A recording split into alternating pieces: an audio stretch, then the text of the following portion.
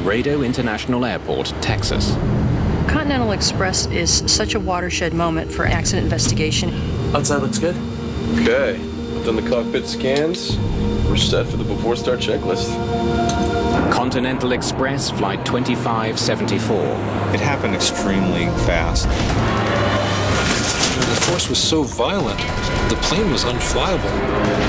Oh my God, look.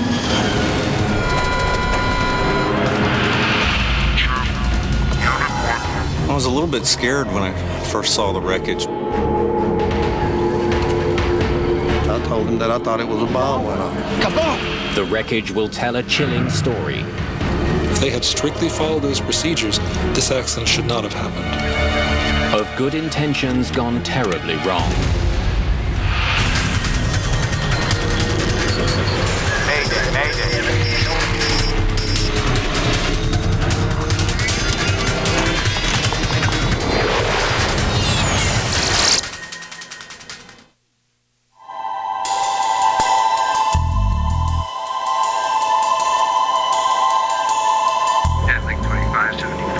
They're going to bring everybody in on 26 or 27. Okie dokie.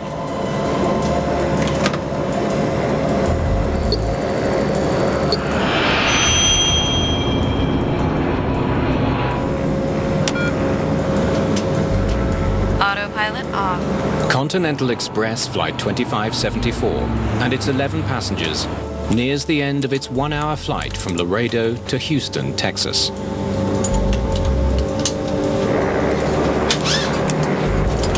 It's the second flight of the day for this crew. They've already flown from Houston to Laredo. Now they're on their way back.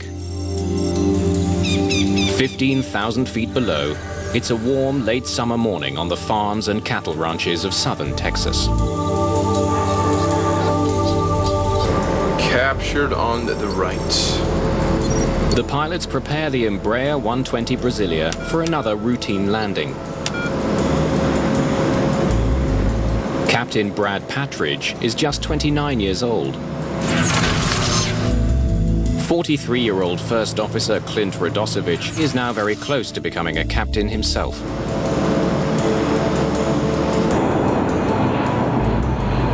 They are 110 kilometers from Houston, home for both pilots. Pushing this descent, making like the space shuttle.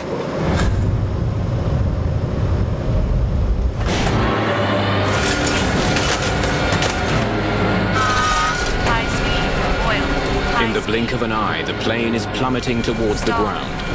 It drops 2,000 feet in just a few seconds.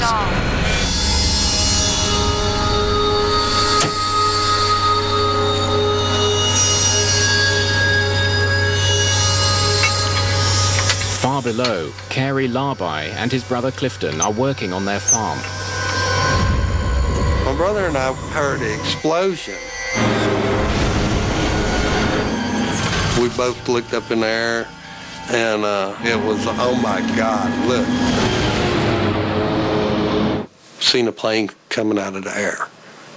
The plane was spiraling. Flight 2574 plummets to the ground at more than 500 kilometers an hour.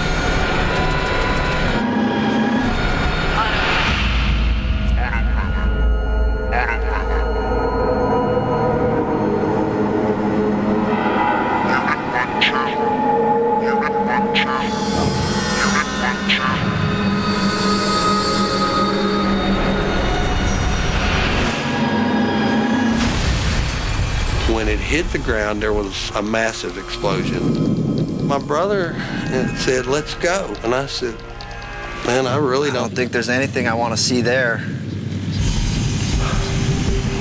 When I made the 911 call, they were asking for directions, and I told them, I said, all you have to do is follow the smoke. What we see on the ground is not recognizable in any shape, form, or fashion as having been an airplane. Firefighters find the smoldering wreckage of the aircraft in the middle of a farmer's field near Eagle Lake, Texas, just 110 kilometers west of Houston.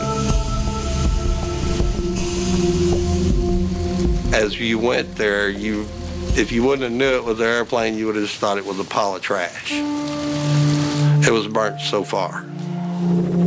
10 bodies were found inside the wreckage, 4 outside. All 14 people on board, including Patridge and Radosevich, are dead. Accident investigators must now figure out why lives were lost on a popular commuter flight. Whenever one passenger dies in a scheduled flight, we launch an entire team. That's understood. We have about 12 specialties that form the GO team, and we have to be prepared to launch on 3 to 4 hours notice. Jim Ritter is an engineer who specializes in airplane mechanics. One of the key things that we do in every accident investigation is we try to figure out why did the airplane behave the way it did. Was it normal performance, or was there a malfunction that can explain what caused the accident?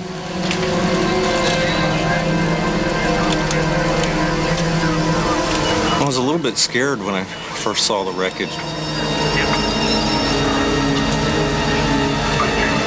The airplane was destroyed, and there wasn't a lot to go on. Deepak Joshi is an expert on the structure of the aircraft itself. I went straight to the main wreckage where I found most of the airplane.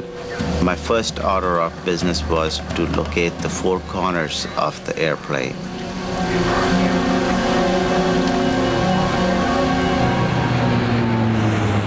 The small plane was a Brazilian-made twin turboprop, the Embraer 120. Its size and speed have made it popular with regional airlines in the US. The Continental Express fleet includes 34 of the aircraft.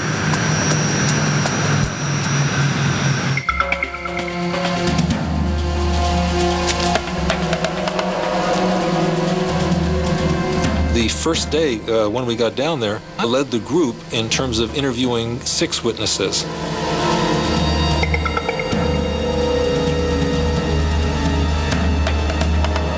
And one of them reported that the airplane appeared to be in a routine descent to the airport, and as he watched it, he saw that there was an explosion. There was an explosion. I told him that I thought it was a bomb went off, and it was spiraling as it went down. When it hit the ground, there was a secondary explosion. And kaboom! The primary explosion is what caused us to go, oh my God.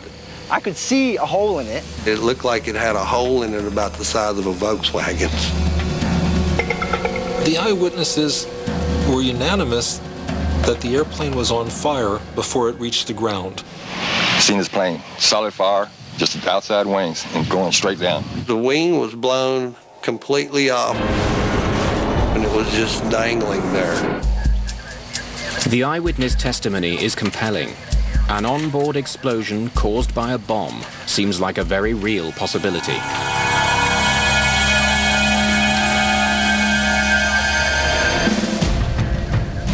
Agents from the Federal Bureau of Investigation are quickly on the scene, looking for evidence of foul play. The FAA said that they believed that there had been a mid-air explosion and it went off the screen very rapidly. The FBI had gotten a report that someone had placed a bomb on the aircraft, and they were being very careful and making sure that there was no evidence of any kind of bomb or criminal activity. The NTSB has heard reports of a federally protected witness testifying in a Laredo drug trial who was reportedly booked on the Continental flight. The suspect missed the flight after the trial ran late. What I'm telling you is our investigators have nothing on that. I don't know how much more clear I can be on that.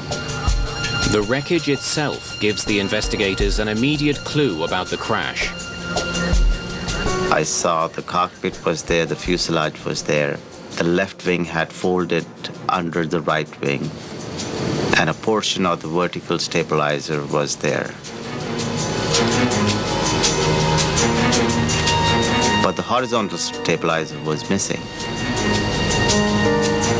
The Embraer 120 is what's called a T-tail airplane. The horizontal stabilizer sits on top of the vertical stabilizer. And then I wondered, where could it be?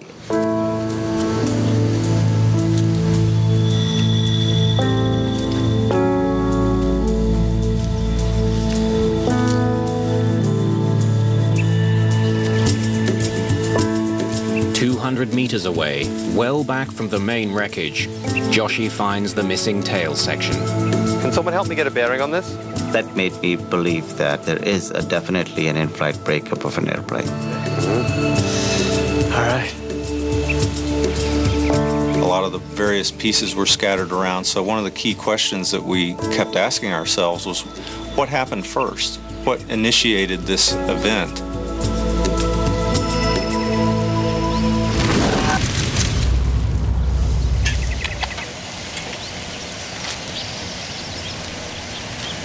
I'm guessing that tail came off at about 9,000 feet. There's something there, something speaking to us in that evidence. Deciphering the message won't be easy, but as the story of Flight 2574 unfolds, investigators will uncover a shocking accident scenario unlike anything seen before.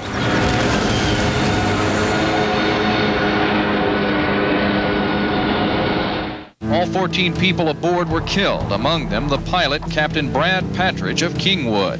NTSB investigators recover the black boxes from the rear fuselage of Continental Express Flight 2574. The recorders are pivotal in our work. It's really what gives us a window into what happened. If we didn't have the flight data recorder, or we don't have the cockpit voice recorder, we don't have a lot of information to go on. The black boxes will be rushed to Washington for analysis. Investigators focus next on the plane's severed tail. There is a missing piece of the puzzle, and it does not reach the main wreckage. That's where the focus tends to go. From its position 200 meters back from the rest of the wreckage, investigators can tell it was one of the first parts to come off the plane.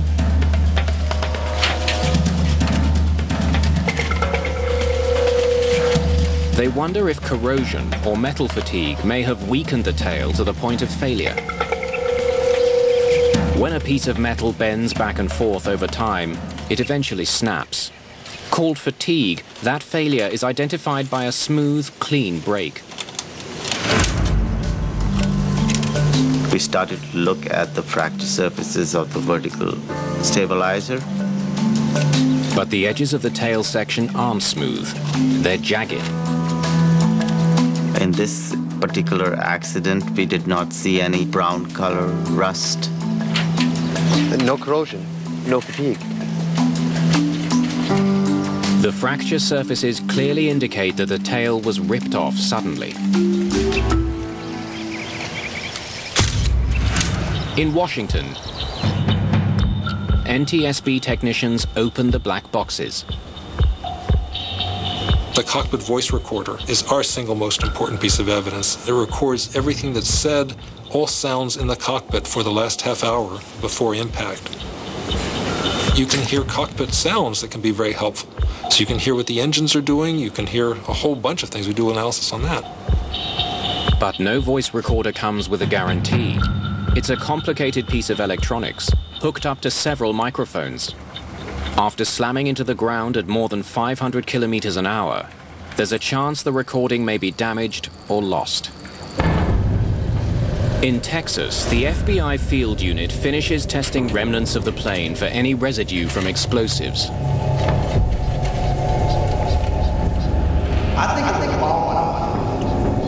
The results are conclusive. There was no bomb on board Flight 2574. It became pretty obvious that we had a structural reason for the accident and not really a bomb or any kind of criminal event.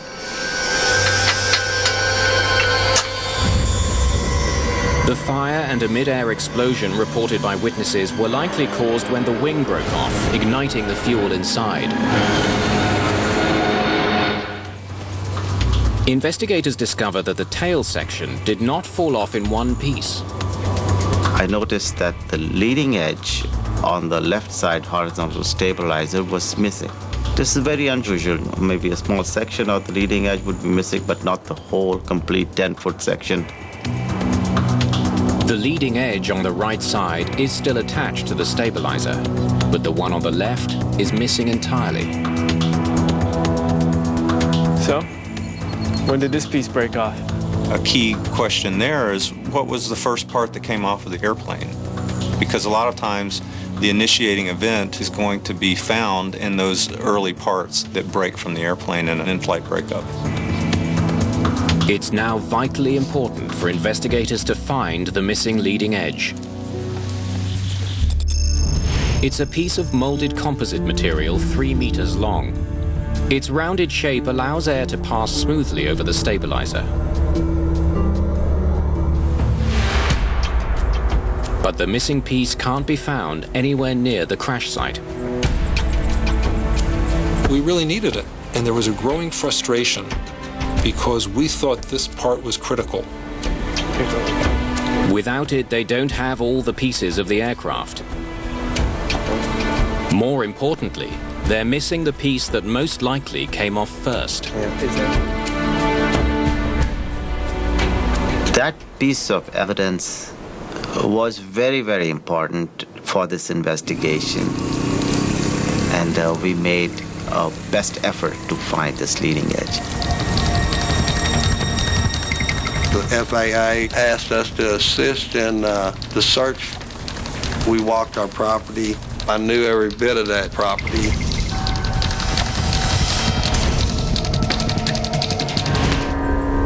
As searchers comb the area, Jim Ritter receives a copy of the CVR data from the lab in Washington.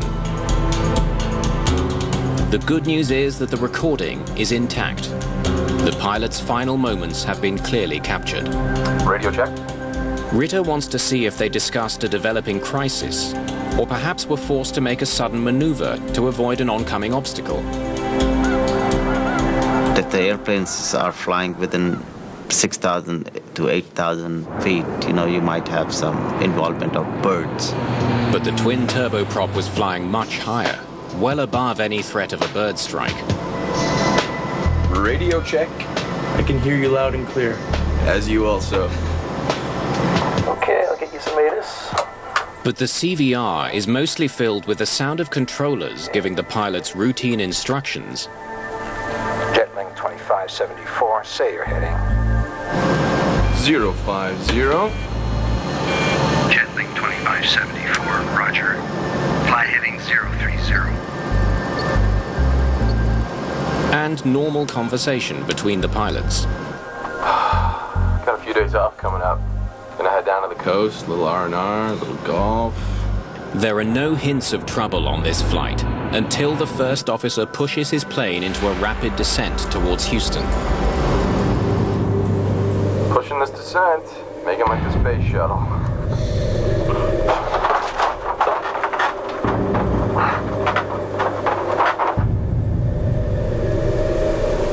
Well, the CVR showed us that the flight crew was totally professional. I mean, they were not doing anything that they shouldn't have been doing. Investigators listen for any other clues. The sounds of objects being upset in the cockpit. The engines suddenly screaming. The blare of flight warning alarms. Stall. Stall. Stall. But there's no more conversation at all. The recording tells investigators that Patridge and Radosevich had absolutely no advance warning of their plane's sudden plunge. The event happened extremely fast. I don't think there was anything that the crew could have done.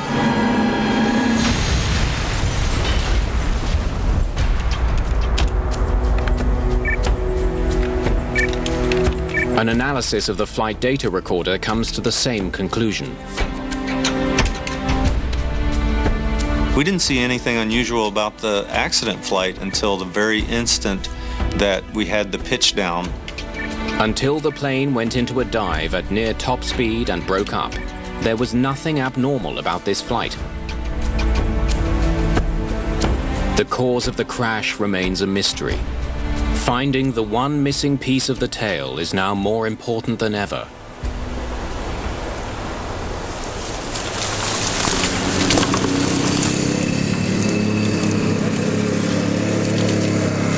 We were doing marches through the area, and after several days went by, it was difficult. We had flights by the local volunteer groups were flying over the site. They're searching a 12 square kilometer area for a 3-meter-long composite piece. Finding it is a long shot. There was this growing theme that we have to find that part. And there was a frustration that it was way more difficult than we thought. We had engineers from the aircraft manufacturer helping to tell us how heavy the parts were. Do you have the weight of the piece? The dimensions of the parts so that we could figure out what drag levels we might see. Ritter logs the coordinates of the crash site. He studies the weather patterns from the day of the accident. So I took that information, put it together, and calculated where the leading edge radius should be. Finally, he comes up with a possible location for the missing piece.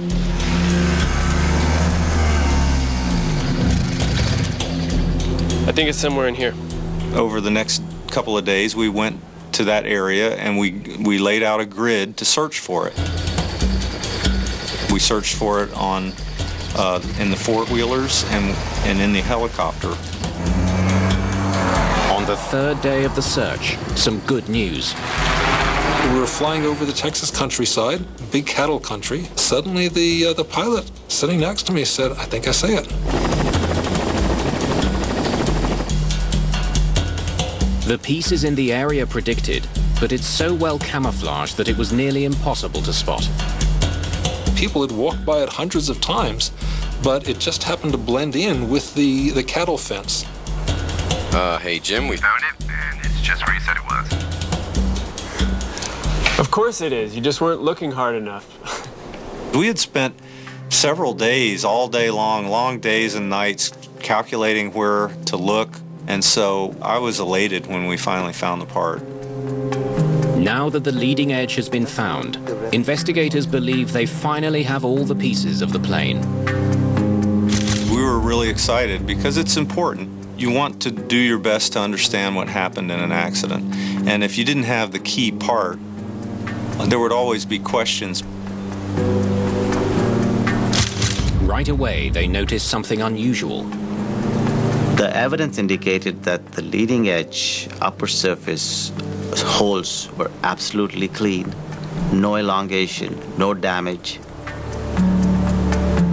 But the holes that hold the piece to the bottom of the stabilizer look quite different. The lower surface holes onto the leading edge were elongated, they were cracked, as if you have pulled it through the fasteners. The missing piece was found over a kilometer southwest of the tail section. There is no question it was the first piece to fall off the plane.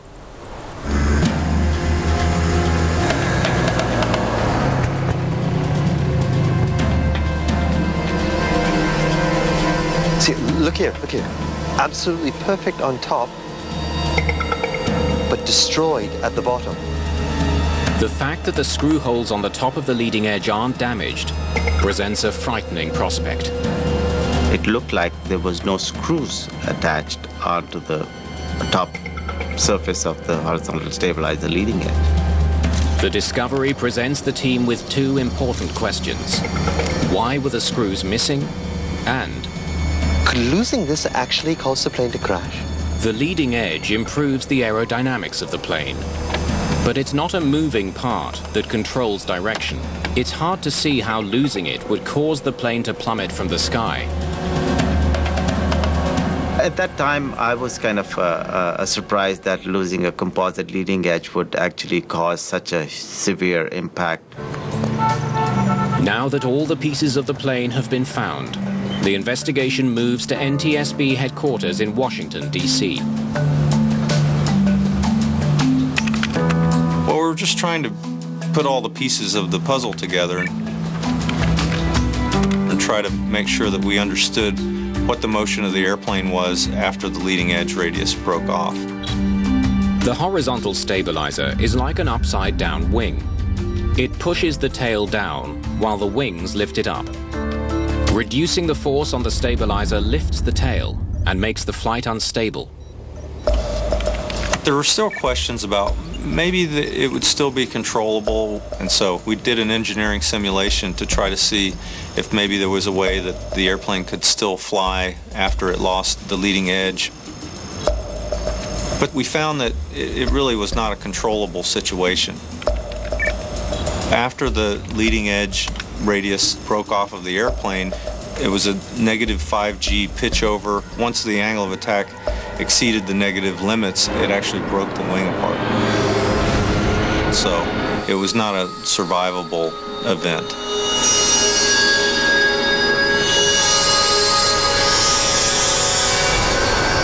The simulations are conclusive. Losing just one leading edge along the horizontal stabilizer will send the plane into a catastrophic nosedive. Precisely what witnesses say happened to Flight 2574. If there's any component of the wing that you don't want to lose, it's the leading edge. The team now knows what triggered the crash, the loss of the stabilizer's leading edge. But what they still don't know is why the part seems not to have been properly attached. Examining the maintenance records for the aircraft, Brenner makes a disturbing find. A maintenance crew worked on the horizontal stabilizer the night before the accident. The evidence was mounting that we really needed to look in depth at the maintenance procedures done the night before and the maintenance area. Continental Express is one of the most popular carriers in the United States. The lives of thousands of passengers depend on the entire fleet of aircraft being properly maintained. Investigators urgently need to find out what went wrong in the hours leading up to the crash. NTSB investigator Malcolm Brenner travels to Houston Intercontinental Airport to talk to the maintenance crew that worked on the plane the night before it crashed. In general, we wanted to visit the facility to see what the facility looked like, and then to go through specifically what had been done the evening before. Now, many times a lot of work happens on these overnight shifts, and they have to get an airplane back out to fly the next day. Terry Von Thaden teaches aviation safety. She uses Flight 2574 as a case study. So there's a push to turn this aircraft around quickly. Sometimes you can get the work done, sometimes you can't. In preparation for winter, Continental Express had been inspecting and repairing the de-ice boots on its fleet of Embraer 120s. The de-ice boot is a rubber bladder that can be inflated by the pilots to break up ice on the wings and tail. We wanted to interview every mechanic, supervisor, and inspection person who took part in that activity. Brenner is particularly interested in 3 employees. Shift Supervisor Adam Dillon,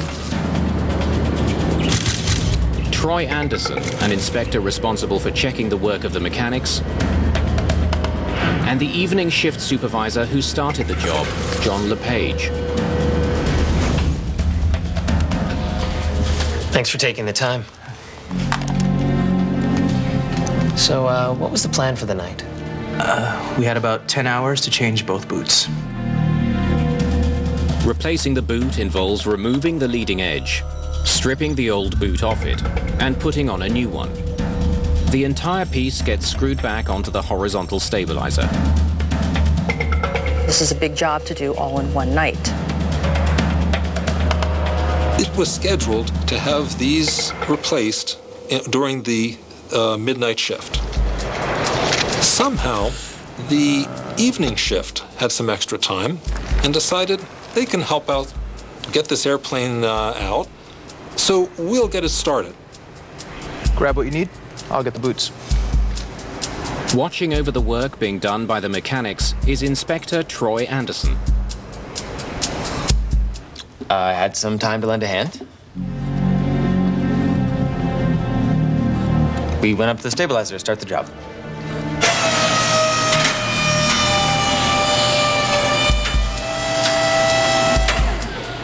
The mechanic started working on the bottom, the inspector volunteered to climb up on top of the thing and get the top ones. The evening shift, the second shift of the day, was going to remove the screws holding the leading edge in place. The rest of the work would be done by the midnight shift. At 10 p.m., Adam Dillon takes over as supervisor for the midnight shift. Hey, finishing a C check, engine maintenance, and a boot swap. Both sides? Yep. Shift change is such a crucial time because we're taking work that's halfway done, and we have to be very, very specific about what's been done and what the other people are taking over. When I came onto my shift, I asked how far they got on the de-ice boots. The mechanics find that many of the screws are stripped. Getting them out takes longer than expected. I found out they were still trying to remove the leading edge on the right side. And it was looking like they weren't going to get both sides done. Then a crucial decision is made. You started on the left side yet? No. The crew that started work on the de-ice boots went home at 10:30. There's no way we were going to get both sides done, so I decided to just do the right side that night. Investigators learned that the supervisor of the midnight shift decided there wasn't enough time to do both sides. Guys, forget the left side for tonight, and let's get this plane out of here.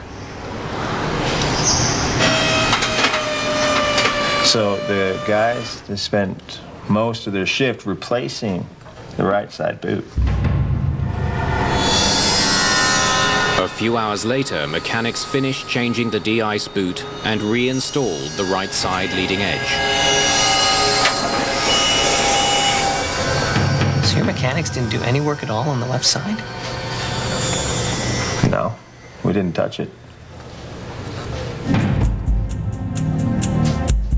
After having changed just the right de-ice boot, Airplane 701 is rolled out to the gate for the first flight of the day.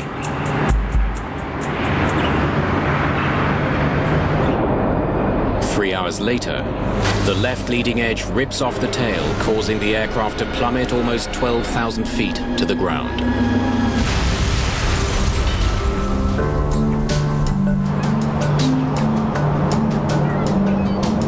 Back in Washington, NTSB investigators try to piece together the information they've gathered so far. Dillon and Lepage.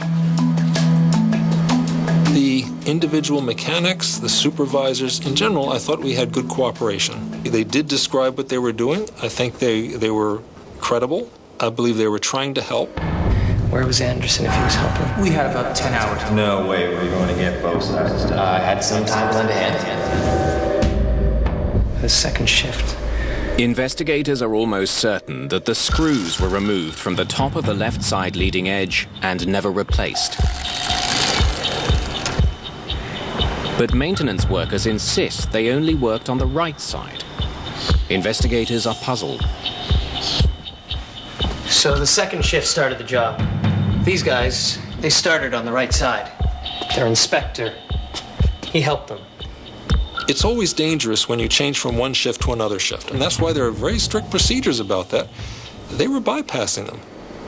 The inspector jumped in to get this airplane moving. That was all disturbing. Did he ever say what he did up there? Yeah, that's great. Let me see that. Help the mechanics remove the de-ice boots. What does that mean?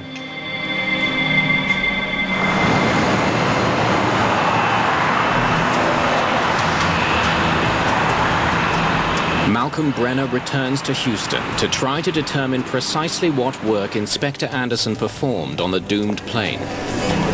Help mechanics remove de-ice boots. It's a very simple statement. It's not specific as to what was taken off the aircraft, what was done, where the maintenance stood at that time of the shift turnover. Help the mechanics remove the de-ice boots. What did you do? Well, it wasn't that busy, so I offered to help the guys. The inspector went up on the man lift and started helping the mechanics. That's not his job. He said he wasn't too busy and they needed help. They're going to turn this around. It wasn't his role. It wasn't a good idea.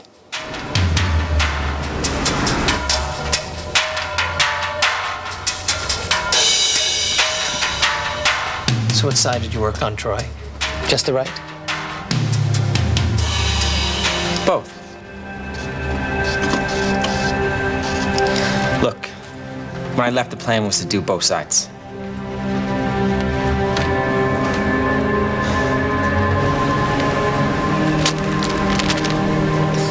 For me, the most disturbing was the inspector. He was up there and he was the one who actually took the screws off. Part of the philosophy of maintenance is that you have one group that does the work, and then you have another group, the best of the best, the cream of the cream, who are then inspecting the work, and their function is to sign off and make sure that this work is being done properly. He had a bag of 40 screws, and he left the bag of 40 screws that he took out on the man lift for the oncoming shift. You started the left side yet? No. I spoke with the second shift supervisor. We decided to skip the left side. So he asked the supervisor, have you done any work on the left side? The supervisor looked up and said, no, not that I know of. Guys, forget the left side for tonight, and let's get this plane out of here. No one on the midnight shift knew that Anderson had started pulling screws from the left side. The work records weren't done. And the procedures, even though they're in place and should have worked, they weren't followed. Did you give your mechanics the paperwork to fill out on the job? No. Sometimes the paperwork takes longer than the job itself. On a shift turnover, that's one of the critical things that you have. You have a written record that anyone can go back to. It wasn't done. None of the mechanics from the evening shift filled in the cards which detail the work they've done for the next shift. Paperwork is never fun, and then when you're describing something you've already done, people don't necessarily want to do that. I've already done it. I did it. I don't necessarily want to go back and write it down that I did it. And we asked the supervisor, why wasn't it done? And he said, well, it's a simple procedure, and sometimes it's not worth doing. If you take out a bunch of screws, you wouldn't issue the work cards. It's more trouble than to do it. That was disturbing. And Inspector Troy Anderson was vague about the work he did. His write-up didn't really describe the fact that he took the screws out on the left. He did not see his role as a mechanic on that aircraft, so I think perhaps he didn't take writing on those cards as seriously as he should have, because that was the mechanic's job to do that. A failure in routine maintenance caused the crash of Flight 2574. But there is still one lingering question. Captured on the right. The plane flew more than 800 kilometers before the leading edge tore off. It is pretty amazing that the horizontal tail stayed intact for that first flight. The deadly failure came near the end of the crew's second flight that day. Pushing this descent, making like the space shuttle. Why didn't it happen sooner?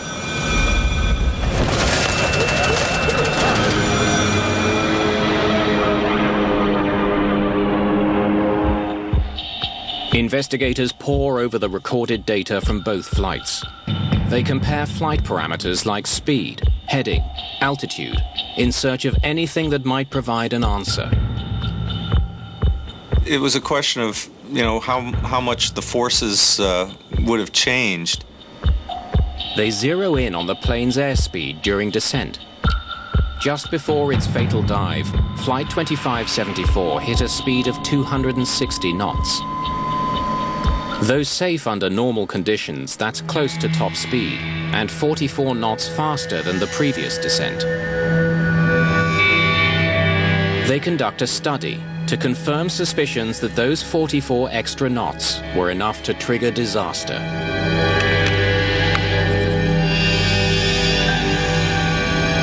The leading edge stays on at 216 knots, the plane's maximum speed during the first flight.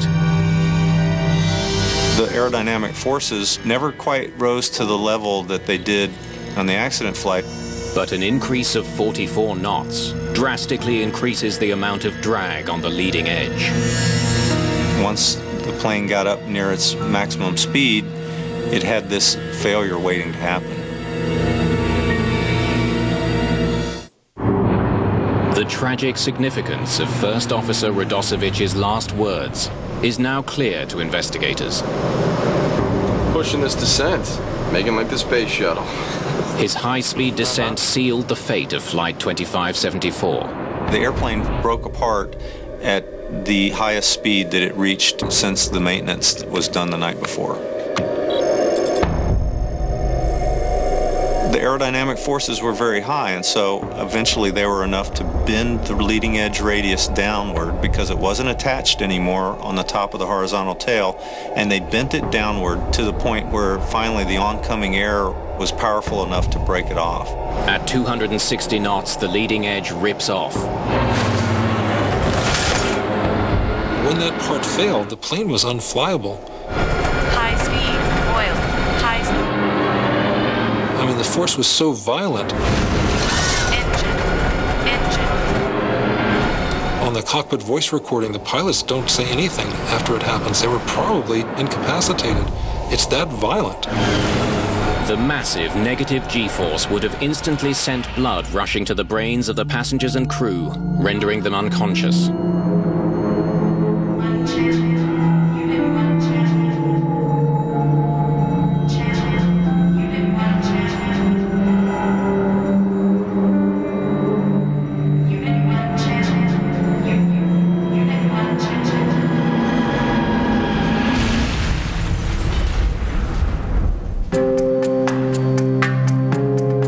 NTSB blames the accident on the failure to reinsert all the screws holding the left leading edge to the tail. My heart reached out to the people that had worked on the airplane because I knew this was a human error. And whoever had been involved in that maintenance, I'm sure, was going to feel very badly about the situation. The Safety Board also takes the unprecedented step of faulting Continental Express for not making sure all maintenance procedures were followed. In particular, the failure to ensure the mechanics and inspectors completed the proper paperwork. Sometimes the paperwork takes longer than the job itself. This was a preventable accident. If they had strictly followed those procedures, this accident should not have happened. The Continental Express accident is such a watershed moment for accidents and accident investigation in particular because it's one of the first times that the culture of the organization was mentioned in an accident investigation. Never before has the NTSB cited an airline's senior management for allowing a climate where rules get bent. Leadership needs to understand their accountability in these accidents and have more commitment towards the people on the line so that they can do their jobs properly and effectively. As a result of the crash, airlines now put much greater emphasis on making sure all safety procedures are followed. They use computerized systems to more precisely track mechanics' work. But better technology is only part of the solution. One of the things we try and get people on the front line to do is talk. We try and encourage them to speak up, that there are no stupid questions. Every question is important. This is a case where small deviations by many people, where cutting corners in small ways that appear small to each person can accumulate to cause this horrible accident, a horrible and preventable accident.